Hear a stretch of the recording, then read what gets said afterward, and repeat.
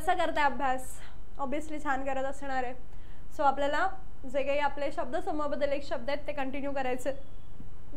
हे सगळे शब्दाची रिव्हिजन तुम्ही करताय ना? कशी कराल बरं? छान ग्रुप बनवायचा 3-4 जणांचा. अभ्यासू पाहिजे तर सगळे, नाही तर टाइमपास करायला नाही.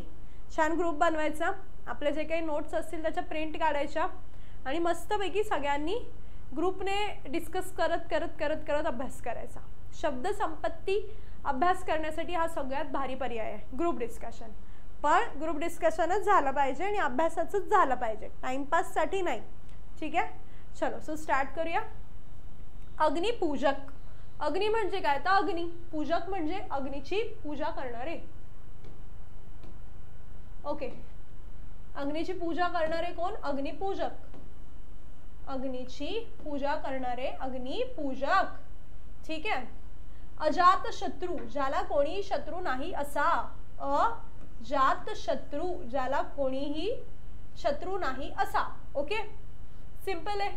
अजिंक्य, ज्याला कोणीही जिंकू शकत नाही असा. अजिंक्य. अजिंक्य, ज्याला कोणीही जिंकू शकत नाही असा. ठीक आहे, हे तिन्ही शब्द सोपे आहेत, म्हणजे शब्दांवरून पण तुम्हाला कळतंय. अग्निपूजक. अग्नि म्हणजे काय? अग्नि माहितीये तुम्हाला, पूजक. सो अग्नीची पूजा करणारा कोण असतो? अग्निपूजक असतो. अजात शत्रू, ज्याला कोणीही शत्रू नाही. ओके, अजात, ज्याला नाहीच आहे शत्रू. अजिंक्य, ज्याला कोणीही जिंकू शकत नाही. अतिक्रमण म्हणजे तुम्हाला माहिती असेल मोस्ट ऑफ टाइम असं होतं बघा की फुटपाथवरती फेरीवाले बसतात.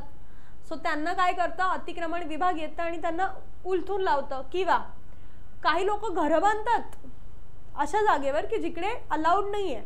सो एक लिमिट असते, ती लिमिट जर तुम्ही क्रॉस करून काहीतरी केलं तर त्याला म्हटलं जातं अतिक्रमण.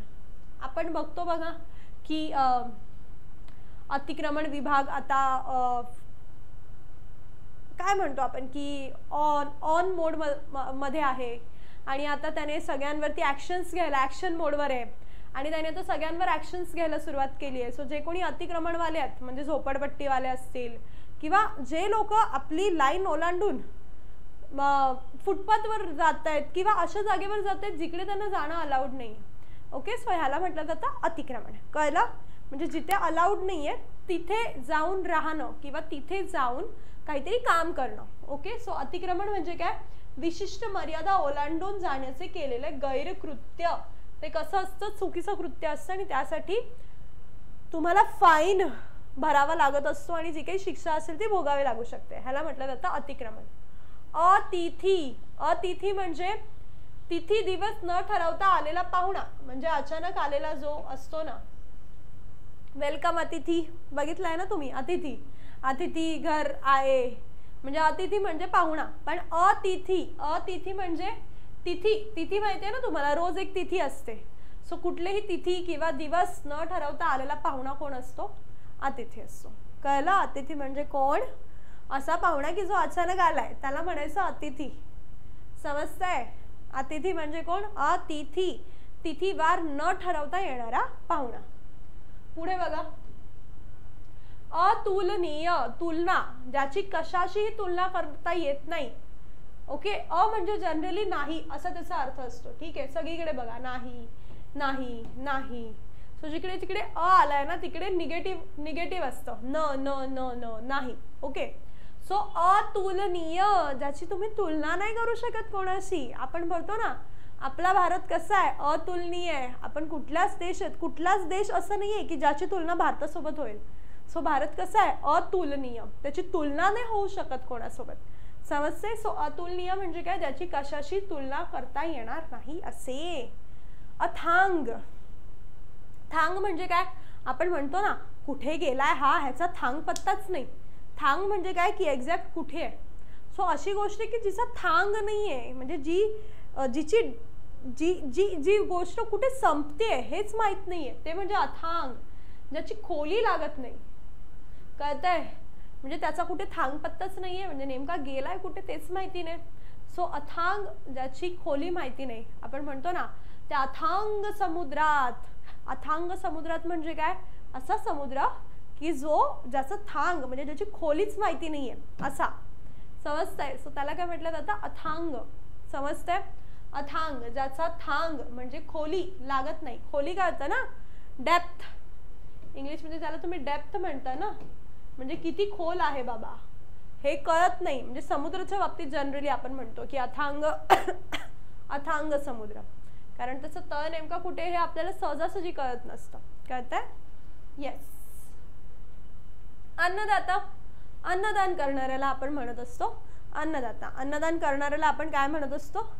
अन्नदाता म्हणत असतो. ओके. अन्नदाता म्हणजे काय? अन्नदान करणारा, अन्नदाता. ओके. अन्नदाता म्हणजे देणारा, म्हणजे अन्नदान करणारा कोण असतो? तर अन्नदाता असतो. लक्षात राहील. इथे काहीतरी वेगळं देतील, टेन्शन नाही घ्यायचं. अशा वेळेस आपल्याला माहिती असायला पाहिजे दाता म्हणजे काय की दान करणारा. दाता म्हणजे काय? दान करणारा. मग अन्नदान म्हणजे काय? तर अन्नदाता म्हणजे काय? तर अन्न दान करणारा. अनुपम, ज्याला कशाचीच उपमा देता येणार नाही असे. अनुपम कळतं का? अनुपम, अनुपम, उपम, उपमा, ह्याची फोड कशी आहे? अन अधिक उपम. हे आपण शिकणार आहोत संधी. कुठे? संधी चॅप्टर मध्ये. कळतंय? सो तेव्हा तुम्हाला कळेल. अनुपम म्हणजे काय? अनुपम, ज्याला उपमा नाही देता येत. म्हणजे आपण म्हणतो ना की एखादी जागा तुम्ही गेलात तर तुम्हाला असं वाटेल अरे किती सुंदर आहे, ह्याला दुसऱ्या कशाचीच उपमा नाही देता येणार. म्हणजे इतकं भारी की त्याच्यासारखं दुसरं काहीच नाही. म्हणजे त्याला कोणाचीच उपमा देता येणार नाही. म्हणजे त्याचं कोणाशीच कंपॅरिझन. उपमा म्हणजे काय? कंपॅरिझन. त्याचं कोणाशीच कंपॅरिझन करता येणार नाही. अशाला काय म्हणत असतो आपण? अनुपम, ज्याला कशाचीच उपमा देता येणार नाही. ज्याला कशाचीच उपमा देता येणार नाही तो कोण? अनुपम. आता अपरिहार्य किंवा अटल म्हणजे अशी गोष्ट की जी टाळता येण्याजोगी नाहीये. परिहार्य म्हणजे ओके, परिहार्य आहे म्हणजे त्याच्यात तुम्ही काहीतरी चेंज करू शकता, काहीतरी त्याच्यात अमेंडमेंट होऊ शकते. पण अपरिहार्य नाही बाबा, मला हा अभ्यास करणं अपरिहार्य आहे म्हणजे न टाळता येण्याजोगं. अपरिहार्यलाच अजून एक शब्द आहे अटल. आपण म्हणतो ना की असं बऱ्याचदा भविष्यवाणी केली जाते की त्याचा जन्म अटळ आहे म्हणजे तो होणारच. म्हणजे श्रीकृष्णाच्या वेळेस बोलायचे की कंसाने किती जरी काही केलं तरी श्रीकृष्णाचा जन्म होणार, हे अटळ आहे. अटळ म्हणजे काय की जे टाळता येणार नाही. अपरिहार्य म्हणजे ते होणारच आहे, तू काहीही कर ते होणारच आहे. समजते? सो त्याला म्हटलं जातं अपरिहार्य किंवा अटळ. क्लिअर आहे? समजलं? अपरिहार्य किंवा अटळ म्हणजे न टाळता येणारे. डन. या पेजवर कोणाला काही डाऊट आहे का सांगा? अतुलनीय, अथांग, अन्नदाता, अनुपम, अपरिहार्य किंवा अटळ. क्लिअर झालंय? पुढे जायचं. ओके चलो नेक्स्ट बघा. अपूर्व. अपूर्व म्हणजे पूर्वी कधीही घडले नाही. बघा अ सगळीकडे निगेटिव्ह सेन्सने आलाय. नाही नाही नाही. कळतंय? सो अपूर्व, पूर्वी कधीही घडले नाही असे, ह्याला काय म्हटलं जातं? अपूर्व. पूर्वी कधीही घडले नाही असे अपूर्व.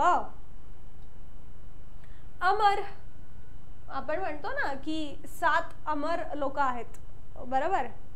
त्यात अश्वत्थामा आहे, 1-2 ऋषी आहेत, हनुमानजी आहेत, असे काही 7 लोक आहेत की जे आजही जिवंत आहेत बरोबर. कारण त्यांना अमर वरदान आहे. त्यांना वरदान आहे की त्यांचा कधीच मृत्यू नाही होणार. कळतंय? सो ते कसे आहेत? अमर आहेत. अमर म्हणजे कधीही मरण नसणारे. सो ते लोक कसे आहेत? तर अमर आहेत, त्यांना कधीही मरण नाहीये. कळतंय? अमर म्हणजे काय? क्लिअर झालं? क्लिअर झालं का? अमर म्हणजे काय की कधीही मरण नसणारे. अल्पसंतुष्ट. अल्प म्हणजे काय? थोडं. अल्प म्हणजे काय? थोडं. संतुष्ट म्हणजे समाधान, म्हणजे थोडक्यात समाधान मानणारा. मग हे दोन्ही गोष्टींनी असेल, चांगल्या बाबतीत पण वाईट बाबतीत पण. म्हणजे कसं, काही लोक थोडासा अभ्यास केला तरी म्हणत असतील हा चल खूप अभ्यास केला.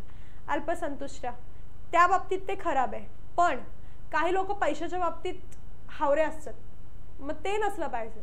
मग ते कसे? अल्पसंतुष्ट. ठीक आहे, आज मी जेवढा काही कमावला त्याच्यावर मी खुश आहे. सो अल्पसंतुष्ट हा चांगला पण असू शकतो किंवा वाईट पण असू शकतो. म्हणजे चांगल्या कामांसाठी तुम्ही अल्पसंतुष्ट नसले पाहिजे, पण वाईट गोष्टींसाठी तुम्ही, वाईट गोष्टी किंवा अशा गोष्टी की ज्या जास्त असणं चांगलं नाही, त्या बाबतीत तुम्ही अल्पसंतुष्ट असलं पाहिजे. समाधान कुठे मानायचं आणि कुठे नाही, संतुष्ट कुठे व्हायचं आणि कुठे नाही, हे कळलं पाहिजे. अभ्यास करून कधी समाधानी होणार आहे का? नाही. खूप अभ्यास करायचा, किती जरी केला तरी नाही मला अजून करायचं आहे, हे तुमच्या डोक्यात असलं पाहिजे. कळतंय? अल्पसंतुष्ट म्हणजे काय? अल्प म्हणजे काय? थोडं. संतुष्ट म्हणजे काय? समाधान. थोडक्यात समाधानी म्हणणारा, ह्याला काय म्हटलं जातं? अल्पसंतुष्ट. पुढे बघा, अवर्णनीय. अ म्हणजे काय? नाही. वर्णन, ज्याचं वर्णन करता येणार नाही, तो कोण? अवर्णनीय. बघा, हे मोस्ट ऑफ विरुद्धार्थी आहेत. वर्णनीय, अवर्णनीय. पूर्व म्हणजे पूर्वी कधीतरी घडलेले, अपूर्व. विनाशी, अविनाशी. कळतंय का? सो अ लावल्यावर बऱ्याचदा योग्य, अयोग्य. ओके, योग्य नाही असे. सो अचा अर्थ नाही होतो मोस्ट ऑफ ठिकाणी. बघा खाली, अविनाशी, ज्याचा कधीही नाश होणार नाही. अ म्हणजे नाही, ज्याचा कधीही विनाश होणार नाही, असं काय आहे? अविनाशी. ज्याचा कधीही विनाश होणार नाही, असं काय? अविनाशी. क्लिअर आहेत? पाचही शब्द सोपे होते. अपूर्व, अमर, अल्पसंतुष्ट, अवर्णनीय, अविनाशी. क्लिअर झालाय का सगळ्यांना? ओके, पुढे जायचं. ओके, सिंपल होतं, काही अवघड नव्हतं यातलं. चलो नेक्स्ट बघूया. बघा, हा समजतंय? नसेल समजत तर पुन्हा पुन्हा बघायचं बरं लेक्चर. जर नाही समजले ह्यातला कशाचा अर्थ तर पुन्हा बघायचा. पुढे बघा, अविस्मरणीय. विस्मरण म्हणजे विसर पडणे. विस्मरण म्हणजे काय? विसर, विस्मरण. अविस्मरणीय म्हणजे जे कधीच विसरता येणार नाही. बघा ना, आयुष्यात असे काही क्षण असतात की जे आपण कधीच नाही विसरत. म्हणजे ज्या दिवशी तुमचा मोठा जंगी सत्कार असेल किंवा तुमचा एखादा बर्थडे खूपच भारी सेलिब्रेट झाला असेल, काही गोष्टी असतात ज्या कधीच विसरता येत नाहीत. सो त्यांना काय म्हटलं जातं? अविस्मरणीय. काय म्हटलं जातं? अविस्मरणीय. कळलं? अविस्मरणीय, ज्याचा विसर पडणार नाही असा. असा काय असतो? अविस्मरणीय असतो. क्लिअर आहे? असाध्य, जे साध्य होणार नाही ते. असाध्य म्हणजे काय? की जे साध्य होणार नाही ते. अ ना, सगळीकडे तुम्हाला सांगितलंय. अ म्हणजे काय असतं? निगेटिव्ह असतं, नाही असतं. असाध्य म्हणजे की जे साध्य होणार नाही ते. ते काय असतं? असाध्य असतं. जे साध्य होणार नाही ते असाध्य. त्यानंतर अंगचोर. आपण ऑलरेडी बघितलं अंगचोर. आपण बघितलं होतं ना, घरातली ती व्यक्ती जिला फटाफट कामं करायची नसतात, ती आरामात काम करत असते. कळतंय? सो तिला आपण म्हणतो जरा हल, फटाफट काम कर. बरोबर? सो ती कशी असते? अंगचोर. शरीराला कष्ट न देता काम करणारा. असं वस्तू उचलायला सांगितली तर पायानेच उचलेल किंवा काहीतरी असेल, आळशीपणाने कामं करणारा माणूस असतो ना, त्याला अंगचोर म्हणतात. ठीक आहे? आकाशगंगा. आता तुम्हाला माहिती असेल खूप साऱ्या आकाशगंगा आहेत. त्या आकाशगंगेमध्ये एक प्रमुख ग्रह, प्रमुख तारा आणि त्याचे बाकीचे ग्रह त्याच्या भोवती फिरणारे, अशा खूप साऱ्या आकाशगंगा आहेत. सो आकाशगंगा म्हणजे काय? तर ताऱ्यांचा पट्टा. आकाशातील ताऱ्यांचा पट्टा. बघितलं असतील तुम्ही अशा आकाशगंगा, अशा white white white white, milky way वगैरे. टाकून बघा ना आकाशगंगा, तुम्हाला येतील समोर, खूप छान दिसतात. ओके. आत्मचरित्र किंवा आत्मवृत्त. आत्म म्हणजे काय? स्वतः. आत्म म्हणजे काय? स्वतः. आत्म म्हणजे स्वतः. मग स्वतःचं वृत्त सांगणं किंवा स्वतःचं चरित्र सांगणं म्हणजे स्वतःचे लिहिलेले, स्वतःच लिहिलेले स्वतःचे चरित्र. आता इथे दोन गोष्टी लक्षात ठेवा. आत्मचरित्र म्हणजे स्वतःच लिहिलेले स्वतःचे चरित्र, आणि फक्त चरित्र आला ना तर कोणीही तुमचं जेव्हा चरित्र लिहिता ना, तुम्हीच तुमचं चरित्र लिहिलं तर ते आत्मचरित्र, पण कोणीतरी दुसऱ्या व्यक्तीने तुमचं चरित्र लिहिलं तर ते फक्त चरित्र असतं. समजलं? चरित्र आणि आत्मचरित्र मधला फरक समजला? चरित्र म्हणजे काय? म्हणजे कोणी पण तुमच्याबद्दल लिहिलंय, आणि आत्मचरित्र तुम्ही स्वतःच तुमच्याबद्दल लिहिलंय. क्लिअर आहे? चलो पुढे बघा. आदिवासी, वासी म्हणजे वास करणारे, आधीपासून वास करणारे म्हणजे अगदी पूर्वीपासूनचे राहणारे लोक. आपण म्हणतो ना अरे ते आदिवासी राहतात इथे.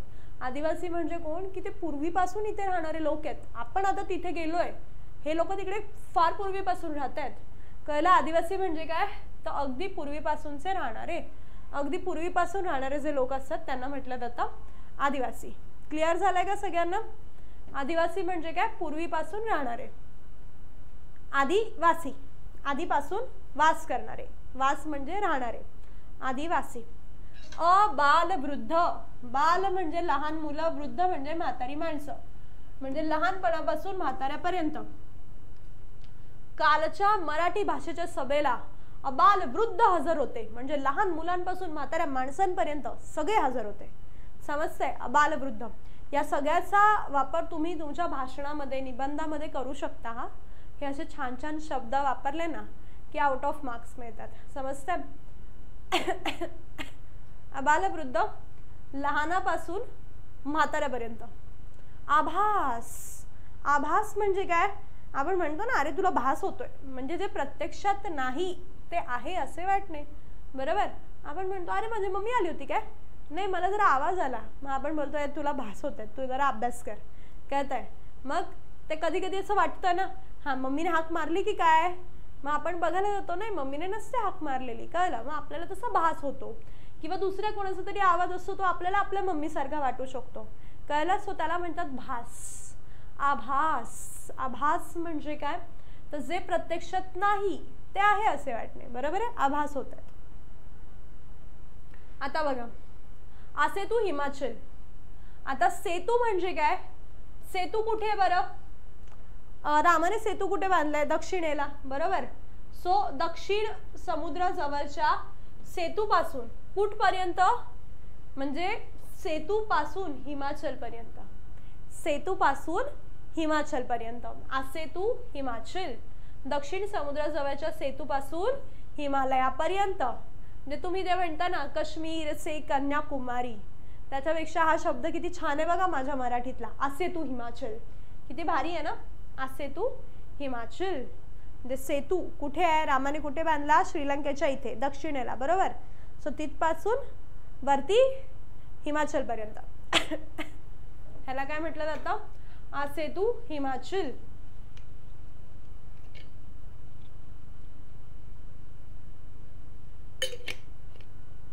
आंतरराष्ट्रीय. आंतर म्हणजे राष्ट्रांमध्ये संबंध असणारा. आपण बोलतो ना आंतरराष्ट्रीय संबंध म्हणजे इंटरनॅशनल. मग इंटरनॅशनल म्हणजे काय? राष्ट्रांमधलं. ओके.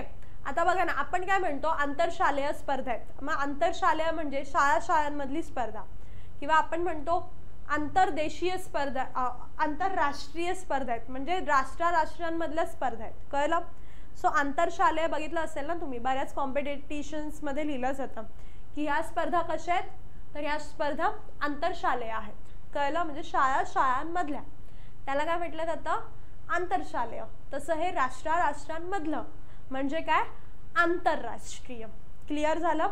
आंतरराष्ट्रीय, असेतू हिमाचल, आभास, अबालवृद्ध, आदिवासी. क्लिअर झालंय सगळ्यांना? चलो नेक्स्ट बघा.